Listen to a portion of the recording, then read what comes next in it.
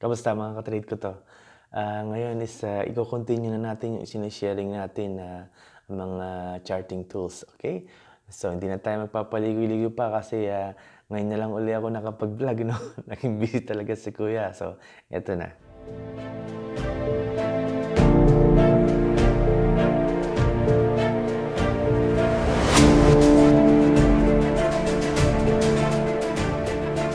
Pang ilang charting tools na natin to guys. Pangatlo na no, dahil natapos na natin itong 4th dynamic chart. Tapos itong third no, na itong PSC tools at saka yung investing. So ngayon naman is yung Investograms. No? So punta na tayo sa Investograms. Investograms, so ayun. Okay? Oh. Mapapansin nyo dito sa gilid dito guys, no? Bago ang lahat, nandiyan yung mga nagtitrending. Ayan, no? Stock trending. Ayan, no? Yung today. So, ayan, real time naman ng ano ko. Real date ang aking time, no? Tuesday ngayon. So, bukas mapapanood nyo to. Yan ang mga nagtrending na stocks. Yan yung mga active, no? Most active. So, punta lang kayo dito. Ayun, no? Ito. Ito may katabi ng inyong account. So, ayan. Click nyo yan. Yung kasunod ng bell, punta kayo dyan sa chart. Ayan. So, pag nagpunta tayo sa chart, ay, dahil mapupunta tayo sa chart. Okay?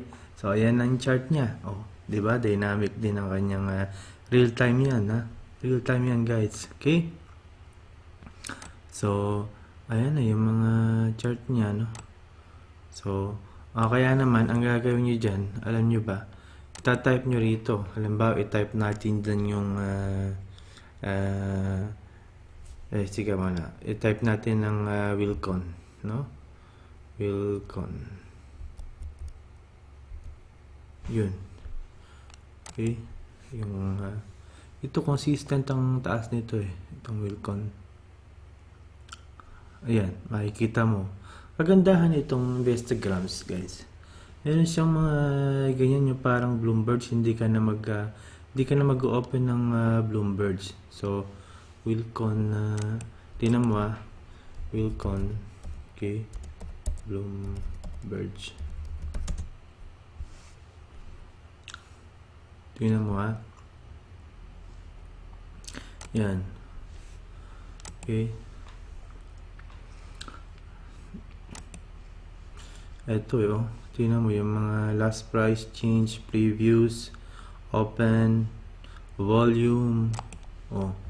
Ito ano dyan yung open, previews, volume, 52 weeks range, day range, market cap. Yan yung makikita mo dyan eh. Yan. Yung statistic, yung PE ratio, 1 year return. Galing nitong Wilcon, no? Yung 1 year return nyo, 43%, 43.83%. Diba? So, ando dyan, no? Kapares niya, no? Yung sa Bloomberg. So, ano ba kayo ng Bloomberg? Nagpa-follow din ba kayo sa Bloomberg? No? Sa Facebook niya, no? May mga, hanapin niyo sa Facebook yung Bloomberg. Okay? So, yung mga member and trade ko to, ina-attach ko yung kanilang video dun sa ating group, no? Ng trade ko to. So, ayan, technical analysis. So, ayan yung mga, pero syempre nakatingin ka dyan kung anong amount yan, no? Pamukha nito, mga bullish. Ayan yung mga amount, yung mga price niya. Okay, yung price level niya. Ayan, bullish neutral. Okay? Consistent ang pagtaas niya. Parang humihinga-hinga lang eh. Tingnan mo doon. Okay? So, ayan yung chart niya. Tapos, bumababa ka pa ng konti. Ano na makikita mo? Ayan na social life feed. Philippine Stock Exchange. President, CEO. Ayan na yung mga news niyan. Taas tayo ng konti. Ito, news. Disclosure. Financial reports. kung kayo nakakaintindi nun. Okay?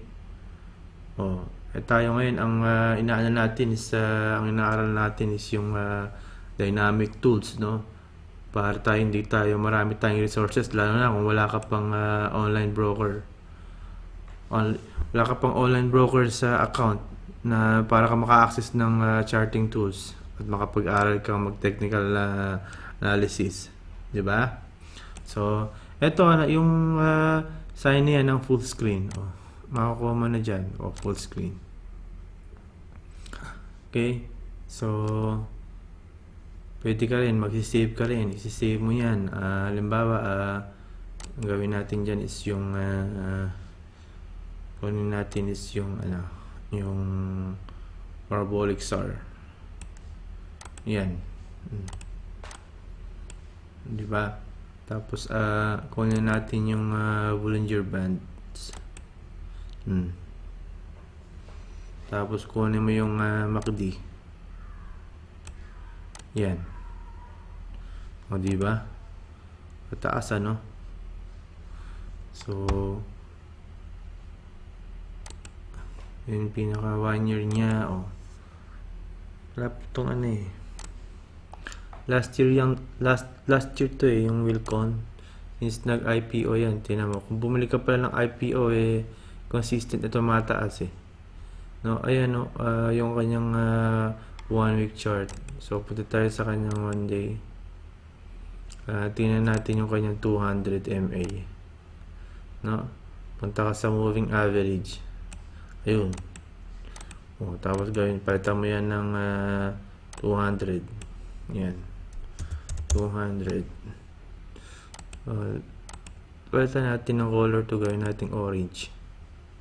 Lakihan mo dyan. Ayan, no? Oh, so, consistent na lumataas siya, eh, no? So, yung MACD niya, ganito rin, nasa taas din, eh, oh. Oh, ayan na. Namigay na ng dividends. Cash dividends, 0.11. Diba? Tapos, yan, yung setting mo ng chart, oh, dadagan pa natin, lagyan natin yung DMI. Ayan, oh. Ilan yung kanyang pinaka, wow. Tingnan mo yung momentum nyo, 39. Mataas, 25. Natatandaan nyo ba yung ating shinare na, ADX at saka sa DMI? Oh, hindi ko na kailangang ipaliwanag. Sundan nyo na lang yung video natin ng ating top 10. Nandiyan yun, yung Bollinger Bands, yung parabolic SAR, moving average, MACD, DMI. Ando doon sa ating top 10, i-click nyo yung show more. Makikita nyo yung mga links. Okay? So, after nito, i-save mo. Ayan, no? I-save mo yung iyong, ayan. Oh. Sabihin mo ng, ano yung pinaka, nito, title. Sabihin mo ng, sige, DMI. DMI, MACD. O, diba? Tapos, MA, BB, SAR, parabolic SAR, yan ang ball, kasama yung volume eh, no? Ito yung volume, diba? Ilan lang yung partition? 3 lang. Okay? So, ang pinapakita lang natin dito paano ka makaka-access ng dynamic chart, ha? Huwag na tayong mag-review ng mga ating naging previous videos ng mga technical indicators. I-click nyo yung show more sa baba. Nandiyan yung ating mga topics sa technical indicators na top 10, no? Yung ating ginagamit. So, ayan, save mo na yan. Okay, ayun, Pag na-save mo na yan, ayan, makikita mo dito, nagsisave na siya. Ayun. Load chart. Tingnan mo, ayan, naka-load. Ayan na yung ating, ayun, ito na yung ating chart. Diba? So, maganda ba yung ating chart? Tanggalin mo na sa full screen. Okay? Ang galing nitong natin eh. Diyan lahat eh. Punta ka roon, punta ka sa chart. Diba? Ayan yung may mga news din dyan, may mga watcher dyan. Kasi real time yan eh, no? Tingnan nga natin yung isa kong meron akong isang ISM. Marami sa akin nag-chat nito. Maraming mga mentors din ang teka, i-load natin yung chart natin yung ating ito. Pero palitan natin. Gawin nating ISM. Maraming mentor ang ano dito nawalan ng reputasyon So, nababasa ko yung mga comment dito sa sa mga social feed. So, kaya pala naka-downtrend Alam nyo, guys, naniniwala ako na nagkakaroon kayo ng confusion. Yung mga mentors or meron kayong pina-follow, syempre hindi lang ako yung parang pinapakinggan nyo. Actually, hindi sila namamali, no? Kasi kung tutuusin, wala naman talagang tamang, wala naman talagang makaka-predict kung ano yung magiging performance ng market.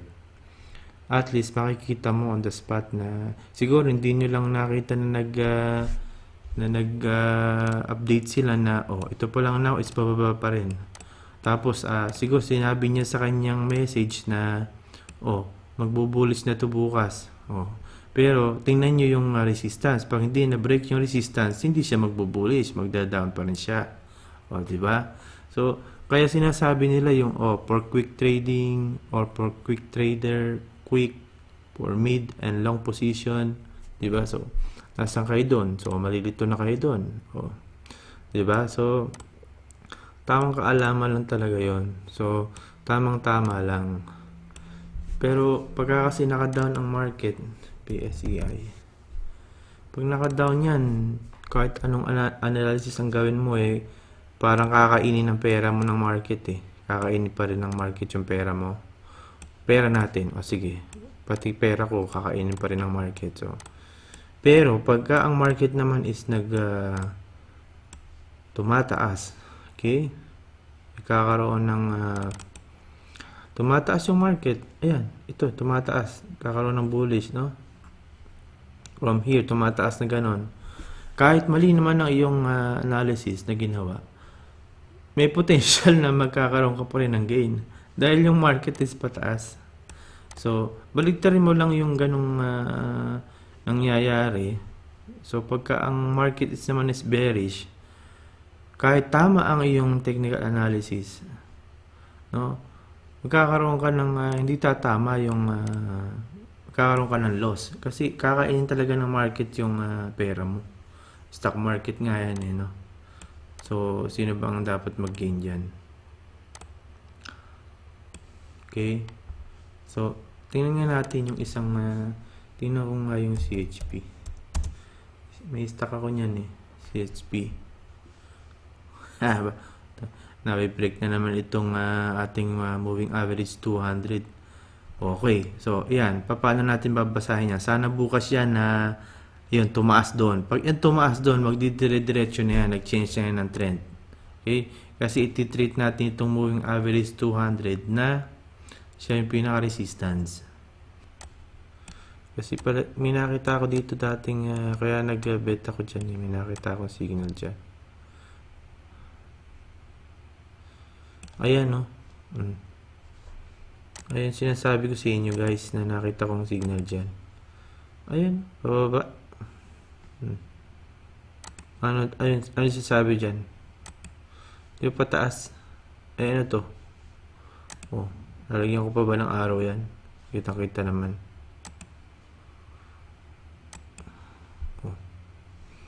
Diba?